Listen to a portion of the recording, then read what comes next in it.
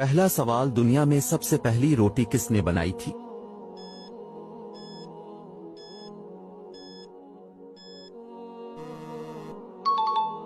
درست جواب ہے حضرت آدم علیہ السلام۔ دوسرا سوال، آٹے کی چکی سب سے پہلے کس نے بنائی تھی؟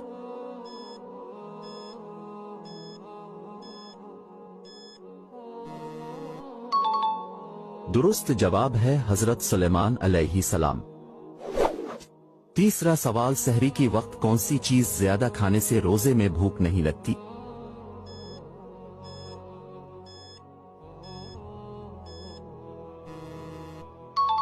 درست جواب ہے دہی۔ چھوٹا سوال، حضرت آدم کا مزار کس ملک میں واقع ہے؟